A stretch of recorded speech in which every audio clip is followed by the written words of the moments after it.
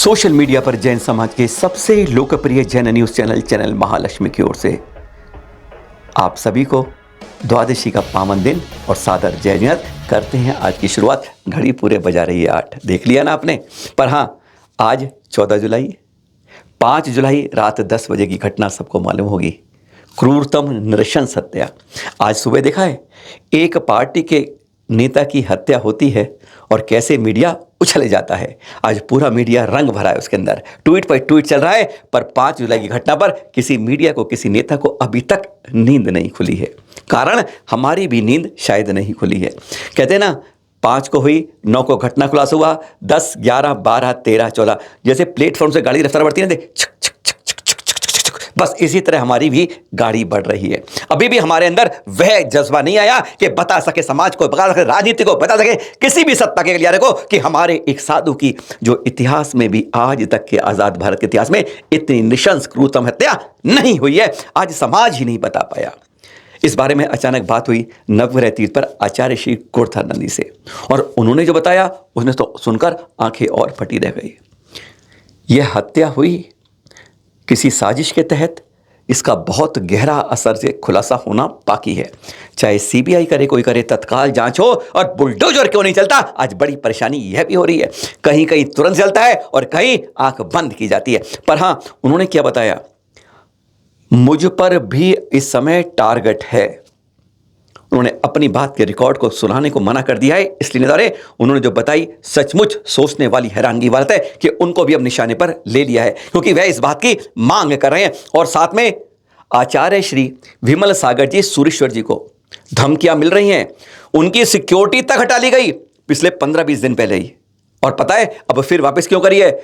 इस कारण से जो हत्या का चल रहा है जैन समाज में, कहीं उन पर बला ना पड़ जाए।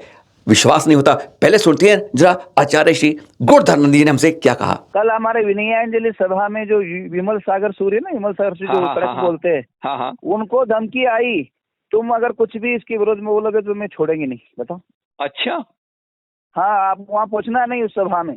ओहो, ऐसा हो रहा। और उनकी जो सिक्योरिटी थी ना, हाँ, उनको तो हमेशा वो सत्य साई पर भी बोले, सब पर बोले। आचार्य श्री विमल सागर जी सूरीश्वर जी ने साफ बता दिया कि मुझे तो 10-12 साल से इस तरह के इतिहास में बार बार, अरे 2-3 बार तो आक्रमण तक हो चुका है, एफआईआर कर चुके हैं, और अब तो सिक्योरिटी आगे बिल्कुल जैसे एक साजिश षड्यंत्र हमारे आचार्यों पर लगातार हो रहा है। वह भेद नहीं करते, दिगंबर के ऊपर भी, श्वेतांबर के ऊपर भी। सुनेंगे जरा उनसे जो उन्होंने खुलकर स्पष्ट रूप से कहा, आचार्य श्री विमल सागर जी सूरीश्वर जी। आप विश्वास नहीं करेंगे, मुझ पर पिछले 12-13 सालों से बहुत धमकियां आती हैं।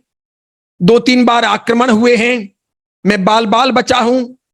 कई एफआईआर हुई है, कई लोग गिरफ्तार हुए हैं।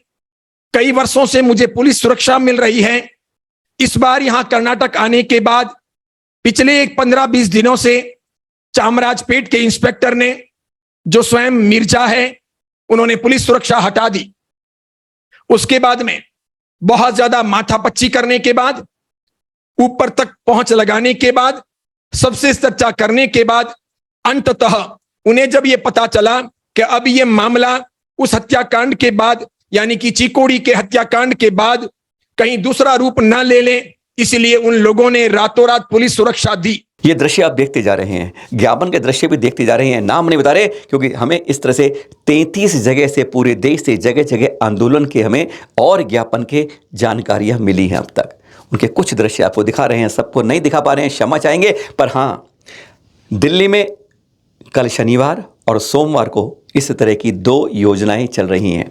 कल रैली, बाइक रैली चल रही है ऋषभ विहार आचार्य श्री सुनील सागर जी के परम आशीर्वाद से, और सोमवार को सब दिल्ली की कमेटियां महासभा की अगुवाई में एक बड़ा प्रदर्शन जंतर मंतर। आज आधी दिल्ली डूबी पड़ी है, पर आधी दिल्ली जैसे जैन समाज की उससे ज़्यादा सोई पड़ी है। वह मानसून नहीं, बारिश आकर, पानी आकर बहता हुआ बता रहा है कि मैं इतना रौद्र हो गया, पर जैन समाज का रौद्रपना अभी तक देखा नहीं गया।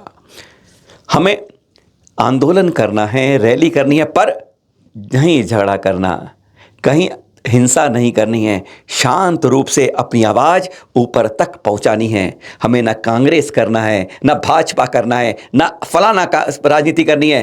राजनीति को हमसे अलग, हम तो हाथ जोड़कर विनय करते हैं, हमारी 6 मांगे मांगिए, नहीं तो वरना ये हाथ भी एक बार आवाज़ के लिए उठ जाते हैं। सुनिए जरा क्या कहा आचार्य श्री गुणधर नंदी जी महाराज ने हमसे। सबसे पहली बात, आंदोलन जो है एक भयानक रूप लेना चाहिए। किसी प्रकार की समाज में तोड़ फोड़ न हो, किसी की टीका टिप्पणी न हो, हाँ, किसी भी जाति पर, किसी भी साधुओं पर, हाँ जी, कोई वो बागेश्वर धाम को बोल रहा है, कोई हिंदू धर्म को बोल रहा है, कोई मोदी को बोल रहा है, कोई कांग्रेस को बोल रहा है, ये बातें नहीं होना चाहिए। हमें मात्र जैन छोटा साधु, आज से दीक्षित लेकर के 50 साल का दीक्षित जो साधु है, उनको न्याय मिलना चाहिए, उनकी व्यवस्था होनी। ये एक तो ये हो गया। हाँ जी, सब जगह एक जुलूस निकाल करके, सभी जगह जुलूस निकाल करके, हाँ बड़ा जुलूस निकाला जाए, हाँ, और जुलूस निकाल करके निवेदन जाए, देखो हमारी अब ताकत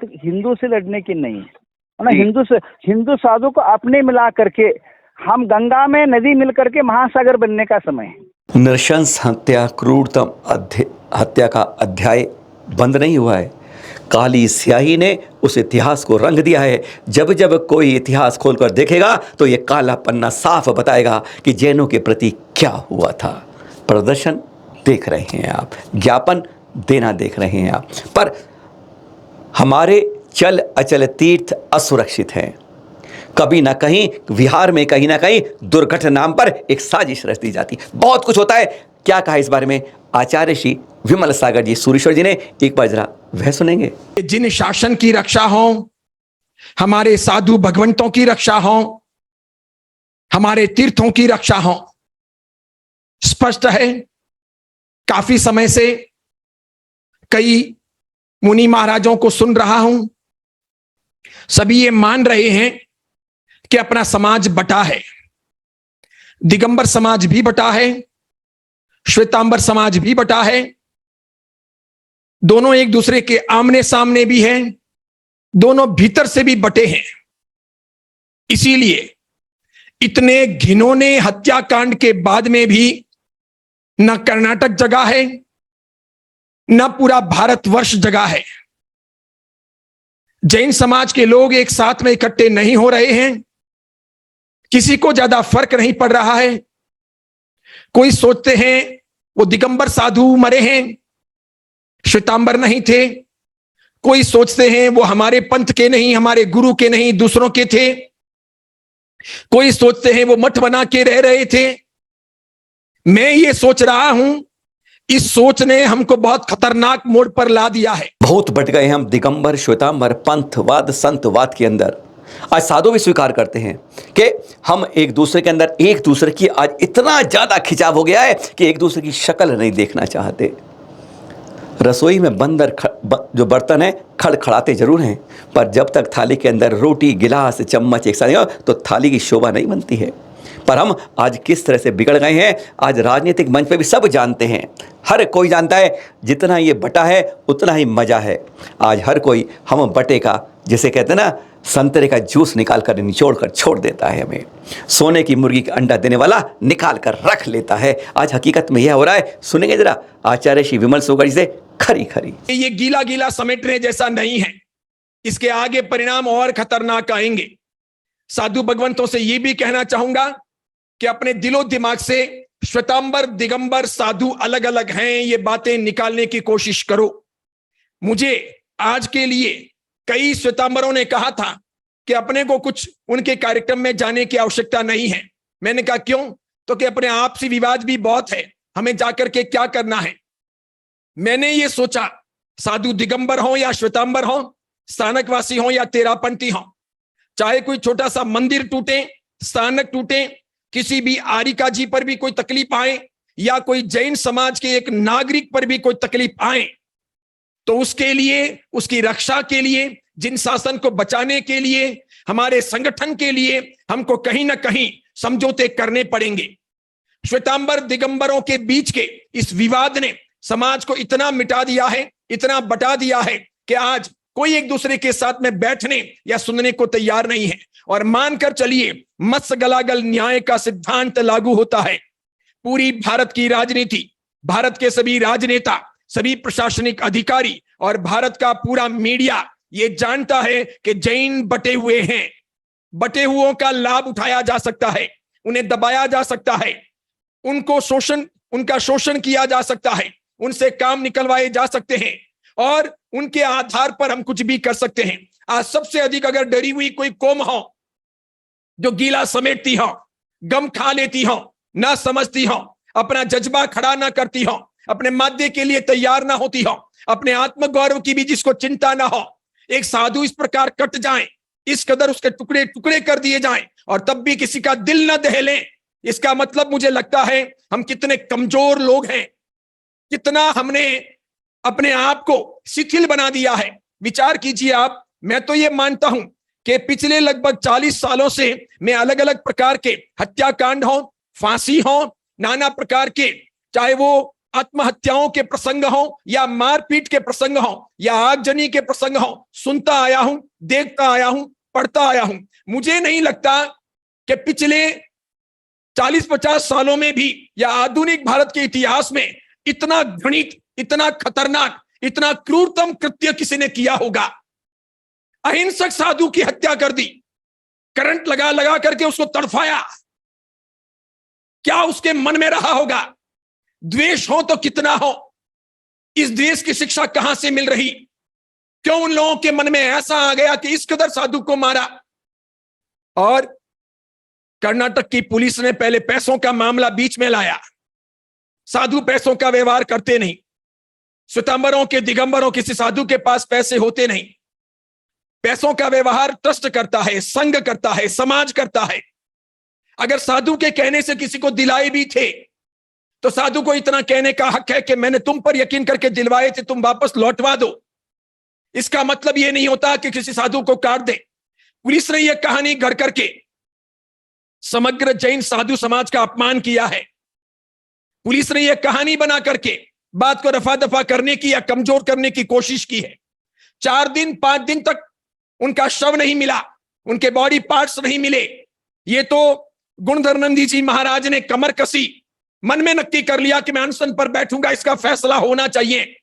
तब कहीं जाकर देहम पातयामी व कार्यम साधयामी, और इस प्रकार जाकर के कर्नाटक की सरकार हरकत में आई, पुलिस हरकत में आई। अभी भी वे लोग सीबीआई से जांच करवाने को तैयार नहीं हैं। वे ये सोचते हैं कि कर्नाटक की पुलिस ही जांच करें ताकि थोड़ा बहुत रफा दफा भी हो जाए तो हो जाए, अल्पसंख्यकों के साथ में किसी प्रकार की ज्यादती ना हो, क्योंकि वो उनका वोट बैंक है। मैं यहां पर बीजेपी या कांग्रेस या किसी पार्टी की चर्चा नहीं कर रहा। जैन साधु होने के नाते मुझे किसी बीजेपी कांग्रेस से लेना देना नहीं है, लेकिन जैन धर्म का खाता हूं, इसलिए मुझे यह लेना देना है कि अपने जैन साधुओं की रक्षा होनी चाहिए, मंदिरों की, स्थापत्यों की, परंपराओं की, शास्त्रों की रक्षा होनी चाहिए, हमारे सिद्धांतों की रक्षा होनी चाहिए, शाकाहारी जीवन शैली की रक्षा होनी चाहिए। और इसके लिए अगर कोई साधु कुछ बोलता है, कहता है, प्रयास करता है, प्रचार प्रचार करता है तो तनिक भी बुरा नहीं है। जब मारने वाले, काटने वाले, बदतमीजी करने वाले, गंदे काम करने वाले लोग बेशक बोल सकते हो, कह सकते हो, तो जैन साधु को धर्म का, न्याय का, नीति का, सदाचार का और उसके सिवाय जैनत्व का, जिन शासन का, अरिहंत प्रभु का या शाकाहार का उपदेश देना आवश्यक है। जाते जाते सिर्फ एक आवाज और। समाज वाले पूछते हैं क्या करना है, कमेटियां पूछती है क्या मांग रखे हैं हम। हकीकत में 5-6 मांगे हर कोई याद। हमारे आचार्य श्री की जो नृशंस हत्या हुई है, 4 दिन के बाद 4 घंटे के अंदर 2 आरोपी पकड़े जाते हैं, पर उसके बाद 8 दिन तक कोई बात नहीं होती। कहां है 2 फरारों को क्यों नहीं पकड़ा जाता आज तक? फास्ट कोर्ट में जांच हो, बिल्कुल A to Z। अरे बुलडोजर के खूब फोटो दिखाए हैं, खूब दिखाए हैं, मीडिया खूब चलता है, सरकारें बहुत करती हैं, वह दृश्य अब क्यों नहीं दिखता? तत्काल दिखना चाहिए। जिस जो आरोपी हैं तुरंत उसके बारे में बुलडोजर चलने चाहिए। दूसरी मांग, हमारे साधु जब चलते हैं, विहार में हो या प्रवास में हो, रात को 10 बजे के बाद मंदिरों में जहां वैयावृत्ति के बाद कोई नहीं होता है, वहां प्रवास में और विहार के दौरान उनकी पूर्ण सुरक्षा की जिम्मेदारी सरकार और प्रशासन की होनी चाहिए। नंबर 3 बात, जब हाईवे पर चलते हैं ना, अब तो हाईवे ऐसे बना दिया कि आप उससे कहीं निकल भी नहीं सकते, कोई एंट्री नहीं, 20-20 किलोमीटर तक यूं ही चलना पड़ता है और उसी से हमारे साधु संत विहार करते हैं। 5-5, 6-6 किलोमीटर के बाद कहीं ना कहीं उनके ठहरने की व्यवस्था होनी चाहिए। कभी मौसम खराब हो, कभी रात हो जाए, कुछ हो जाए, यह सरकार की जिम्मेदारी बनती है। अगर वह इस तरह की सुरक्षा बनाती है तो इस तरह के प्रवास की सुरक्षा की जिम्मेदारी सरकार की बनती है। चौथी बात, वक्फ बोर्ड है ना, एक अल्पसंख्यक विभाग का, अरे उससे बहुत छोटे हैं, तो क्यों नहीं हमारे लिए एक जैन बोर्ड बनता केंद्र के अंदर। 5वीं बात, आंध्र प्रदेश ने बनाकर दिखा दिया, कर्नाटक इसकी तैयारी कर रहा है, हर राज्य में एक जैन आयोग होना चाहिए और उसका मेन अध्यक्ष एक जैन होना चाहिए, जहां पर हम अपनी बात को समुचित रूप से कह सकें। 5वीं बात, खास बात, यूसीसी चल रहा है, समान नागरिक संहिता की बात हो रही है, होनी चाहिए।